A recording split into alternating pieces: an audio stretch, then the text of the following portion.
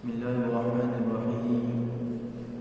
Alhamdulillahi rabbil alamin. Wassalatu wassalamu ala asyrafil anbiya'i wal mursalin wa ala alihi wa ashabihi ajma'in. Subhanaka la ilma lana illa ma 'allamtana innaka antal alimul hakim. Qala rabbi shrah li sadri wa yassir li amri wahlul 'uqdatam min lisani yafqahu qawli. Allahumma zidna ilma warzuqna fahma wa'allimna bima yanfa'una wanfa'na bima 'allamtana ya akramal akramin. Assalamualaikum warahmatullahi wabarakatuh.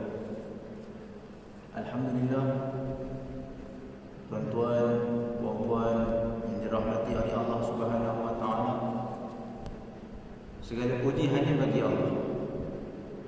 Syukur kepada Allah Subhanahu wa taala kerana Allah Subhanahu wa taala zat yang maha mulia, yang maha agung, masih lagi beri kesempatan kepada kita untuk sama-sama kita bermuzakarah, untuk sama-sama kita berada dalam majlis ilmu, yang mana majlis ilmu ini adalah majlis para malaikat.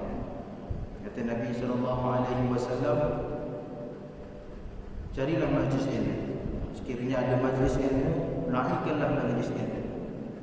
Tuan-tuan yang dimuliakan oleh Allah Subhanahu wa taala, insya-Allah dalam program halaqah zikir Masjid Abdullah bin Zubair, tuan-tuan dan puan-puan akan bersama saya di dalam muzakarah kitab yang berjudul Ummul Amran.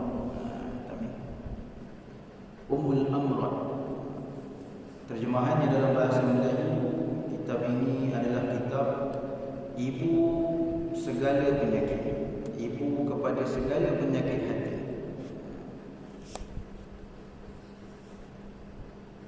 Kitab ini adalah kitab yang menerangkan kepada kita penyakit-penyakit hati, dan ibu kepada segala penyakit hati adalah takabur.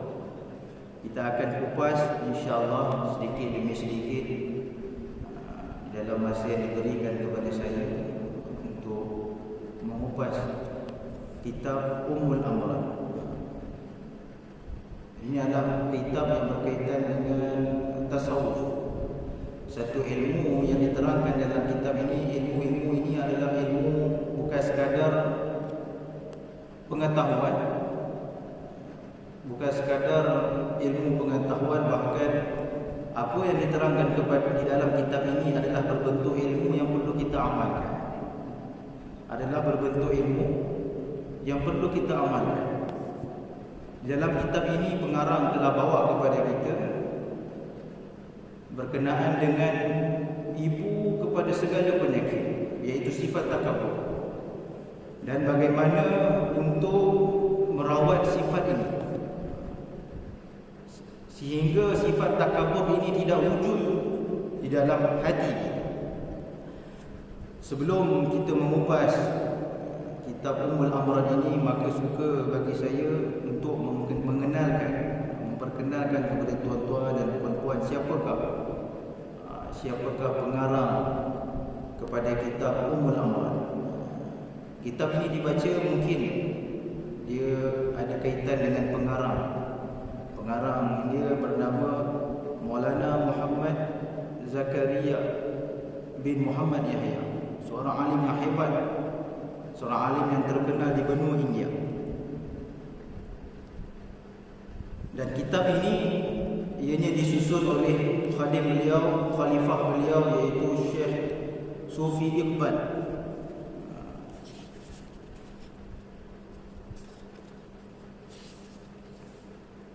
Disusun oleh Haji Sufi Muhammad Iqbal Al-Muhajir Al-Madani rahimahullah ta'ala, dengan perintah daripada Syekhul Hadis Maulana Muhammad Zakaria Al-Kandarawi Al-Muhajir Al-Madani rahimahullah ta'ala. Jadi kitab ini adalah kitab yang disusun oleh Syekh Sufi Iqbal, yang beliau adalah merupakan khadim kepada pengarang kitab ini, yaitu Maulana Muhammad Zakaria bin Muhammad Yahya.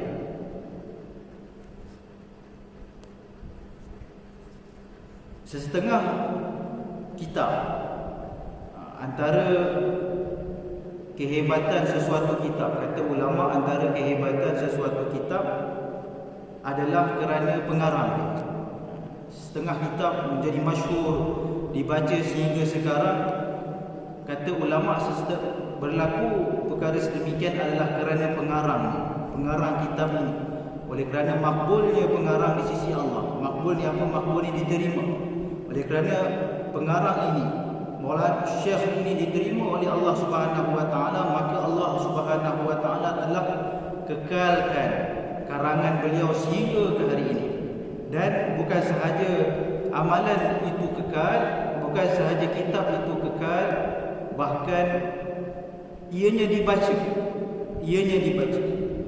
Dan kitab Ummul Amrad ini adalah kitab yang dibaca daripada zaman pengarang sehinggalah sekarang. Kitab yang berkaitan dengan penyakit hati.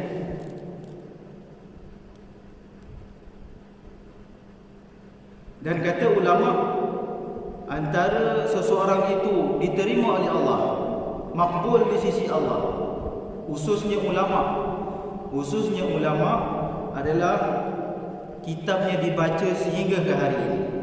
Kitabnya dibaca sehingga ke hari ini. Antara contoh kitab-kitab ulama yang dikarang, yang dibaca sehingga hari ini adalah kitab Imam Ghazali rahimahullah. Oleh kerana penerimaan Allah Subhanahu wa taala terhadap beliau, Imam Ghazali rahimahullah, yang mana beliau lahir pada tahun 450 Hijrah. 450 Hijrah dan wafat pada tahun 505 Hijrah. Dan kitab beliau dibaca sehingga ke hari ini. Apa antara kitab beliau? Antara kitab beliau adalah Minhajul Qasidin, Minhajul Amidin. Kitab-kitab beliau dibaca sehingga sekarang.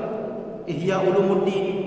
Ini menunjukkan, tuan-tuan dan puan-puan yang dirahmati Allah Subhanahu wa taala, antara seseorang ulama itu diterima oleh Allah Subhanahu wa taala, kitabnya dibaca sehingga sekarang. Antara ulama yang lain yang mana Allah Subhanahu wa taala terima beliau adalah Imam Nawawi rahimahullah. Imam Nawawi rahimahullah, beliau lahir pada tahun 631 Hijrah. Beliau lahir pada tahun 631 Hijrah dan wafatnya beliau pada tahun 676 Hijrah. Tetapi kitab beliau dibaca sehingga sekarang. Siapa yang tidak kenal kitab Riyadhus Shalihin, Majmu' Minhajul Talibin, dibaca sehingga sekarang. Ini antara tanda-tanda seseorang ulama itu diterima oleh Allah Subhanahu wa taala. Saya bawa satu kisah pengarang kepada kitab Matan Al-Jurmiyah. Pada orang-orang yang belajar ilmu nahwu, mereka tahu kitab ini, Matan Al-Jurmiyah ini, pasti mereka akan belajar. Orang yang belajar ilmu nahwu, orang yang belajar madrasah, mereka pasti akan tahu, mengenal kitab Matan Al-Jurmiyah. Pengarang kepada kitab ini namanya adalah Syekh Daud As-San'aji. Syekh Daud As-San'aji. Begitu ikhlasnya beliau dalam mengarang kitab beliau, kitab Matan Al-Jurmiyah ini. Setelah sahaja beliau habis karang, beliau terus campakkan karangan beliau ke dalam laut. Beliau campak karangan beliau ke dalam laut dan berdoa kepada Allah, ya Allah, sekiranya karangan aku ini, aku mengarang kitab ini ikhlas semata-mata kerana-Mu, maka Kau kekalkanlah karanganku ini. Tapi sekiranya Kau tidak terima kerana tidak keikhlasanku dalam mengarang ini, maka Kau kuburkanlah kitabku ini di dalam lautan. Tetapi tuan-tuan dan puan Allah Subhanahu wa taala, walaupun sedemikian, beliau dah campak kitab beliau di dalam laut, tetapi oleh kerana keikhlasan beliau, penerimaan Allah Subhanahu wa taala kepada beliau, maka kitab beliau dibaca sehingga sekarang. Kitab Matan Al-Jurmiyah. Tidak siapa yang tak kenal. bagi pelajar-pelajar ilmu nahwu, pelajar-pelajar pondok, pelajar-pelajar madrasah dan sebagainya, apabila nak masuk dalam bidang ilmu nahwu, mereka pasti akan mengenali, mereka pasti akan mempelajari kitab Matan Ajurumiyah. Tuan-tuan yang dimuliakan Allah Subhanahu wa taala, ini adalah antara kesan Allah Subhanahu wa taala terima seseorang alim ulama. Dan kenapa seseorang itu diterima, makbul di sisi Allah, karangannya diterima di sisi Allah, kitabnya dibaca sehingga sekarang, ianya tidaklah lain dan tidaklah bukan hanya sahaja kerana ikhlas mereka kepada Allah, ikhlas mereka dalam mengarang sesuatu kitab untuk menyampaikan manfaat kepada seluruh umat. Oleh kerana keikhlasan inilah Allah Subhanahu wa taala telah kekalkan penulisan beliau, penulisan mereka-mereka ini sehinggalah ke zaman kita, dan kita dapat mengambil manfaat yang besar daripada ilmu-ilmu mereka. Tuan-tuan yang dimuliakan oleh Allah Subhanahu wa taala,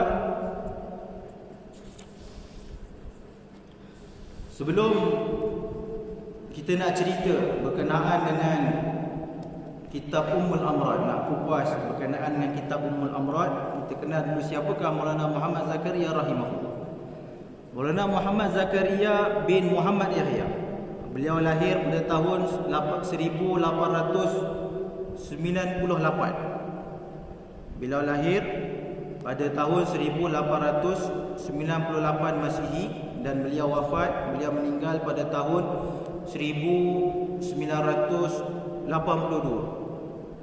Beliau lahir 1898 dan beliau wafat pada tahun 1982. Beliau wafat di Madinah dan dikubumikan pun di Madinah, di perkuburan Baqi'. Dan beliau telah hafiz pada umur 7 tahun. Maulana Muhammad Zakaria bin Muhammad Yahya, beliau ni telah hafiz pada umur 7 tahun. Dan silsilah keturunan beliau adalah silsilah Sayyidina Abu Bakar As-Siddiq radhiyallahu anhu. Beliau adalah keturunan Sayyidina Abu Bakar As-Siddiq radhiyallahu anhu.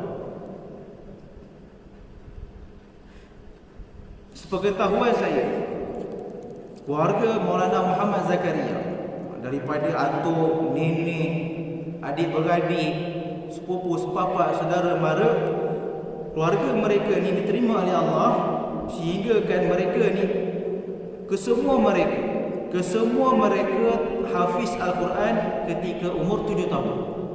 Kesemua mereka telah mengkhatamkan hafazan Al-Quran ketika umur 7 tahun. Umur 7 tahun khatam Al-Quran. Maulana Muhammad Zakaria rahimahullah sendiri, beliau pun khatam dalam umur 7-8 tahun, beliau telah khatam Al-Quran, habis hafal. Hari ini kita 7 tahun baru nak belajar Al-Quran. Tetapi mereka, keluarga mereka ni keluarga yang diterima oleh Allah. Kesemua mereka, sepupu, sepapak, saudara mara, nenek, atuk, anak beranak mereka, kesemuanya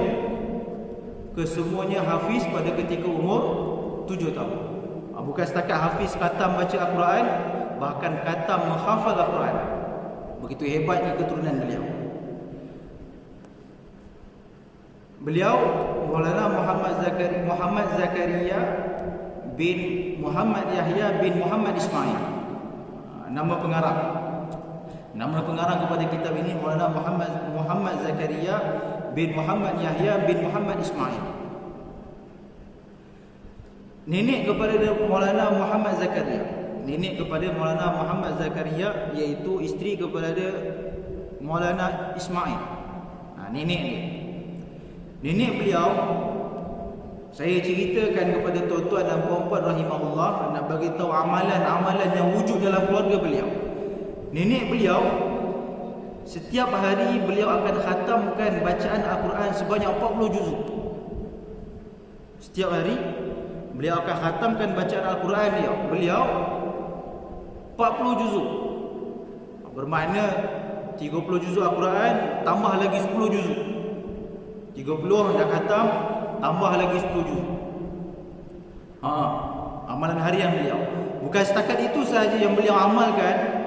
Setiap hari 40 juzuk baca Al-Quran, setiap hari 40 juzuk baca Al-Quran. Bahkan beliau mempunyai 40,000 zikir. Setiap hari beliau akan berzikir sebanyak 40,000 kali. amalan beliau. Tuan-tuan yang dimuliakan oleh Allah Subhanahu wa taala, ini kehebatan keluarga pengarang kitab ini, iaitu keluarga Maulana Muhammad Zakaria rahimahullah. Tidak mustahillah lahirnya daripada keturunan mereka orang-orang yang hebat. Tuan-tuan yang dimuliakan oleh Allah Subhanahu wa taala, antara kehebatan beliau yang telah diiktiraf oleh seorang alim besar di Makkah, iaitu Syekh Said Alawi Al-Makki, Said Alawi Al-Maliki, seorang alim besar di Mekah. Beliau telah iktiraf Maulana Muhammad Zakaria rahimahullah kerana apa? Karangan beliau, iaitu kitab yang bernama Aujazul Masalik. Kitab Aujazul Masalik ini adalah kitab syarah kepada kitab Muwatta Imam Malik rahimahullah. Seperti yang kita maklum, kitab Muwatta Imam Malik rahimahullah, ia adalah kitab yang mengupas berkenaan dengan mazhab Imam Maliki rahimahullah, mazhab Imam Maliki. Dan pengarang kitab ini iaitu Maulana Muhammad Zakaria bin Muhammad Yahya, beliau adalah bermazhab Hanafi. Tapi oleh kerana ilmu beliau yang begitu rasih, yang begitu mahir dalam ilmu, beliau telah mengarang satu kitab yang menerangkan berkenaan dengan mazhab Imam Malik rahimahullah. Begitu hebatnya beliau. Jadi Syekh Said Alawi Al-Maliki ini, beliau adalah seorang alim besar dalam mazhab Maliki.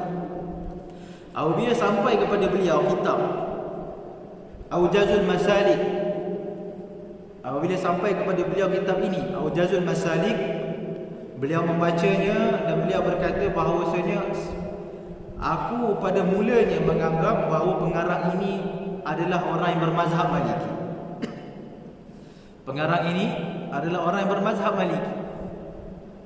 Tetapi oleh kerana pengarang kitab ini sendiri memberitahu aku bahawa beliau adalah bermazhab Hanafi, maka barulah aku percaya bahawa kitab ini dikarang oleh seorang yang bermazhab Hanafi.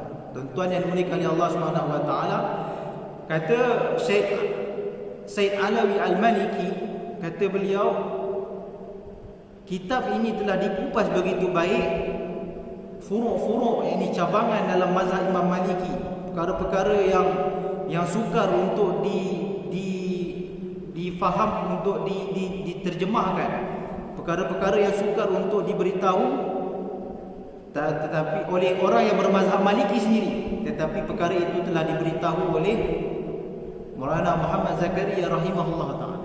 Jadi tuan-tuan yang Allah Subhanahu wa taala, ini adalah kehebatan. Ini adalah kehebatan yang mana Allah Subhanahu wa taala telah anugerahkan kepada pengarang. Tuan-tuan puan-puan yang dirahmati oleh Allah Subhanahu wa taala, maka insya-Allah kesempatan kita pada hari ini kita akan memuzakarahkan bersama-sama berkenaan dengan kitab Ibu kepada Segala Penyakit. Kitab ini berkaitan dengan ilmu tasawuf. Semoga Allah Subhanahu wa taala memberi taufik kepada kita untuk kita amal dan sampaikan insya-Allah. Baik.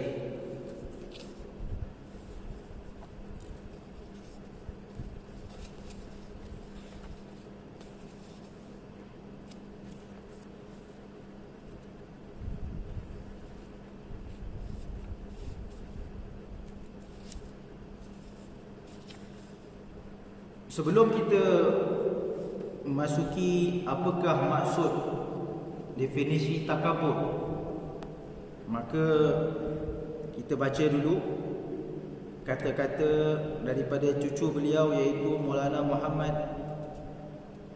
Said Muhammad Syahid As-Sahamburi.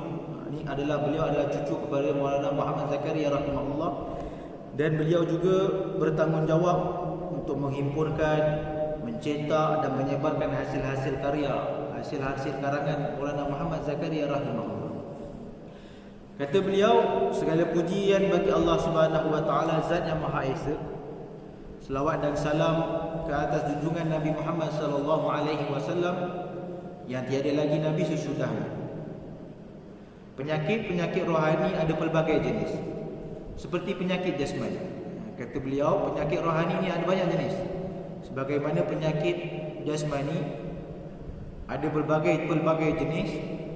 Sakit jantung, sakit buah pinggang, sakit paru-paru, sakit jasmani, tangan kita sakit, mata kita sakit, telinga sakit, kepala sakit, semua sakit. Ada banyak macam-macam jenis penyakit. Kalau ke hospital tu bermacam-macam jenis penyakit. Penyakit yang kita tak pernah dengar pun ada. Begitu juga tuan-tuan yang dimuliakan oleh Allah Subhanahu Wa Taala, rohani kita, roh kita pun ada penyakit-penyakit. Kata beliau lagi, seperti mana kesihatan akan diperolehi dan badan akan mendapat kerehatan dan ketenangan selepas rawatan jasmani dilakukan, maka seperti itulah roh akan mendapat kerehatan dan ketenangan selepas ia suci dan bersih daripada penyakit rohani. Kata beliau, jasmani kita akan rehat, akan rasa sihat. Jasmani kita akan rasa sihat bila mana kita menerima rawatan jasmani. Sakit tangan, luka pada tangan, kita akan rasa lega bila mana kita dah rawat. Sakit kepala, kita akan rasa lega selepas mana kita rawat. Sakit belakang, macam-macam penyakit, kita akan rasa lega, kita akan rasa sihat setelah mana kita rawat penyakit kita. Begitu juga penyakit-penyakit rohani. Begitu juga penyakit-penyakit rohani yang ada dalam hati kita. Penyakit-penyakit ini roh kita akan merasa sihat daripada dia, akan merasa bersih daripada dia apabila roh kita suci dan bersih daripada penyakit-penyakit tersebut.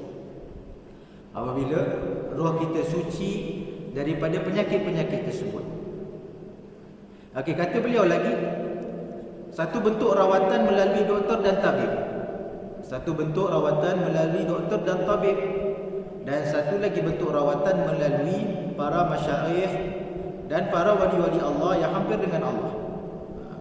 Untuk penyakit jasmani, maka rawatan dia melalui doktor dan tabib. Tetapi untuk penyakit rohani kita, maka rawatan dia kita perlu jumpa kepada siapa? Rawatan dia kita perlu jumpa kepada ustaz-ustaz, ulama. Kita perlu jumpa orang-orang yang dekat dengan Allah. Penyakit jasmani kita tahu kita nak jumpa dengan siapa? Untuk penyakit kita yang kita nampak zahirnya, penyakit yang ada dalam tubuh badan kita, jantung, hati. Penyakit-penyakit ini bila kena pada kita, kita tahu nak jumpa dengan siapa. Kita akan pergi pada doktor, kita akan pergi kepada tabib. Tapi penyakit-penyakit rohani, penyakit-penyakit yang ada dalam hati ini, siapa yang perlu kita jumpa? Siapa yang perlu kita jumpa? Kita perlu jumpa orang-orang yang dekat dengan Allah Subhanahu Wa Taala. Kita perlu jumpa kepada wali-wali Allah. Kita perlu jumpa kepada ustaz-ustaz, ulama-ulama, supaya penyakit-penyakit rohani ini dapat dibersihkan daripada hati kita. Di antara kata cucu beliau, cucu kepada pengarang kitab ini, di antara semua penyakit rohani, penyakit rohani yang paling berbahaya dan dibinasakan ialah penyakit takabur. Daripada banyak-banyak penyakit rohani, dan akan diterangkan dalam kitab ini insya-Allah apakah penyakit rohani. Penyakit yang paling berbahaya, penyakit yang paling kronik, yang paling membinasakan kita adalah penyakit takabur. Inilah yang dipanggil Ummul Amrad, iaitu ibu dan punca kepada segala penyakit rohani. Maka kitab ini telah ditulis. Kitab ini telah ditulis untuk mengenal pasti dan menerangkan kaedah rawatan untuk penyakit rohani. Jadi insya-Allah kita akan baca kitab ini. Kita akan baca berkenaan dengan celaan Allah Subhanahu Wa Taala kepada orang yang bersifat dengan sifat takabur, Dan di akhir kitab nanti kita akan baca berkenaan dengan bagaimana kita nak merawat penyakit ini. Penyakit ini penyakit yang dah sinonim dengan kita, tanpa kita sedari bahawa penyakit ini telah menular dalam kehidupan kita. Tuan-tuan yang Allah Subhanahu Wa Taala, kitab ini kecil. Kitab ini adalah satu kitab yang kecil, namun kandungan dia merupakan satu kandungan yang sangat penting. Di dalam kitab ini diterangkan satu permasalahan yang sangat penting untuk kita ambil berat. Bukan semua orang Islam, bahkan lebih-lebih lagi orang awam perlu mengambil berat kepada perkara ini. Tetapi setelah kita baca, setelah kita pelajari, insya-Allah, ingatlah bahawasanya orang yang akan mendapat manfaat daripada kitab ini hanyalah orang yang merasakan dirinya sendiri perlu diislahkan. Kita akan dapat manfaat daripada kitab ini bila mana kita belajar kitab ini, kita baca kitab ini dalam keadaan kita merasai bahawa saya perlu diislahkan dan perlu diperbaiki. Sementara sesiapa yang membaca, siapa-siapa yang baca dan menilai kitab ini adalah untuk menilai orang lain. Kita baca kitab ini adalah untuk menilai orang lain, maka dia pasti tidak akan dapat sebarang manfaat. Kita baca kitab ini, kalaulah kita baca, habis baca, kita tengok orang ni ada sifat ni, orang ni ada sifat takabur, tengok ni, kita nilai orang pula, maka kita tak akan dapat apa-apa pun manfaat daripada kitab ini. Jadi oleh kerana itu, semoga Allah Subhanahu Wa Taala selamatkan kita semua daripada keadaan tersebut. Apa yang perlu kita buat, kita pelajari kitab ini dengan kita merasai kitalah yang perlu diislahkan, kitalah yang perlu diperbaiki. Sifat takabur ni adalah satu sifat yang susah untuk kita keluarkan daripada hati kita, dan dia adalah satu ilmu yang susah untuk kita amalkan. Walaupun kita dah pelajari, tapi sangat-sangat susah untuk kita amalkan. Kerana apa?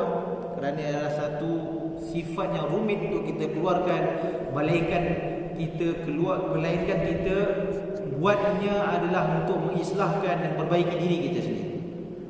Apabila kita belajar mana-mana ilmu, satu perkara, apabila kita belajar apa-apa ilmu, contohnya kita belajar ilmu kelebihan solat duha, maka mudah untuk kita amalkan. Kita belajar ilmu solat fardu berjemaah 27 kali ganda pun mudah untuk kita amalkan. Tetapi sifat takabur ini, bila kita belajar berkenaan dengan sifat takabur ini, maka kita tidak akan dapat mengamalkan ilmu ini selagi mana kita belajar tidak untuk memperbaiki dan mengislah diri kita. Tapi apabila kita belajar, kita dengar, kita baca buku kitab ini adalah untuk mengislah dan memperbaiki diri kita, maka insya-Allah Allah Subhanahu Wa Taala akan mengeluarkan sifat yang keji ini daripada diri kita. Tuan-tuan yang dimuliakan oleh Allah Subhanahu Wa Taala, oleh kerana itu sangatlah penting untuk kita mendapatkan kitab ini dan kita baca. Untuk kita mendapatkan kitab ini dan kita baca, bukanlah untuk orang lain, bahkan ia adalah untuk diri kita, untuk mendapat diri kita sendiri.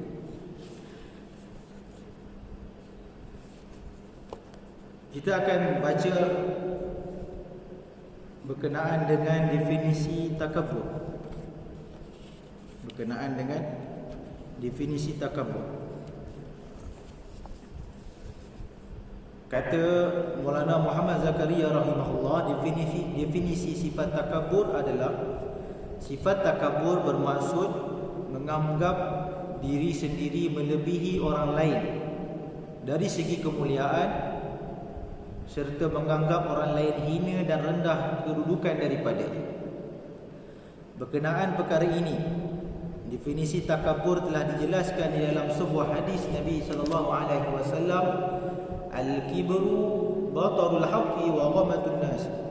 Takabur ialah menolak yang hak dan menganggap orang lain hina. Ini dia definisi takabur. Apa maksud takabur? Takabur ini adalah menganggap diri saya ini lebih daripada orang lain. Diri kita lebih daripada orang lain. Takabur ini dia sama dengan ujub. Dia saling melazimi. Bila mana ada takabur, maka akan adanya ujub. Bila adanya ujub, maka akan adanya takabur. Ujub ni apa? Ujub ni rasa diri kita hebat. Ujub ni apa? Rasa diri kita hebat. Takabur ni apa? Takabur ni merasai, menganggap diri kita ini melebihi daripada orang lain. Dari segi kemuliaan, saya mulia daripada dia, saya lebih mulia daripada si fulan. Dan menganggap orang lain itu hina. Dan menganggap orang lain itu hina di sisi dia. Maka daripada sini, apabila kita tengok definisi takabur ini, maka susahlah, sangat-sangat susah untuk kita terlepas daripada penyakit ini. Sebenarnya, sedar tak sedar, dalam setiap diri kita ni ada sifat ini. Dalam setiap diri kita ada sifat ini. Dan sifat ini adalah sifat yang dimurkai oleh Allah Subhanahu Wa Taala. Kerana sifat inilah orang yang paling mulia di sisi Allah, orang yang paling tinggi ilmunya di sisi Allah. Siapa dia? Iblis. Iblis laknatullah, kerana sifat inilah beliau telah dimurkai oleh Allah. Kerana sifat inilah Allah Subhanahu Wa Taala telah keluarkan dia daripada syurga yang mulia. Jadi sedar tak sedar, tuan-tuan dan puan-puan yang dimuliakan oleh Allah Subhanahu Wa Taala, sifat ini adalah diri kita. Maka hari itu sangat-sangat penting untuk kita mempelajari, untuk kita membaca buku-buku, kitab-kitab yang berkaitan dengan sifat-sifat takabur. Kerana ini adalah sifat yang kita tak nampak. Benda yang nampak senang untuk kita hindarkan daripada diri kita.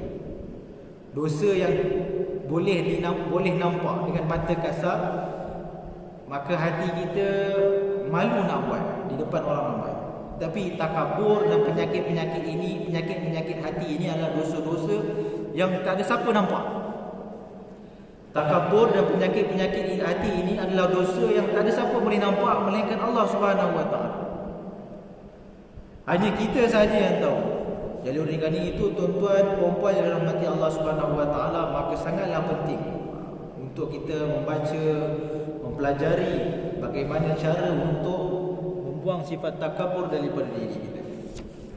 Jadi insya-Allah, dan kata Maulana Muhammad Zakaria, di sini definisi takabur ini telah dijelaskan dalam sebuah hadis Nabi sallallahu alaihi wasallam. Baginda sallallahu alaihi wasallam bersabda, "Al-kibru batarul haqqi wa ghamatun nas." Takabur ni, sifat takabur ini dia akan menolak segala kebenaran. Sifat takabur ini bila mana ada dalam hati kita, maka kita akan tolak segala kebenaran. Kita tahu perkara itu benar, tapi oleh kerana ada sifat dalam hati kita, kita kata, oh tak, salah, aku yang betul, saya yang betul, benda tu salah. Apa yang dicakapkan oleh si fulan tu tak betul, sedangkan yang itulah yang benar, dan dia tahu itulah kebenaran. Tapi oleh kerana sifat takabur yang ada dalam hati kita, sifat takabur yang ada dalam hati ini, baginda sallallahu alaihi wasallam bersabda, kalaulah ada takabur dalam hati ini, maka sifat itu akan menolak segala kebenaran, dan dia akan menganggap orang lain semuanya hina, dialah yang mulia. Jadi tuan-tuan yang dimuliakan oleh Allah Subhanahu Wa Taala, semoga Allah Subhanahu Wa Taala selamatkan kita. Semoga Allah Subhanahu Wa Taala selamatkan kita, keluarga kita, jiran tetangga kita daripada sifat ini.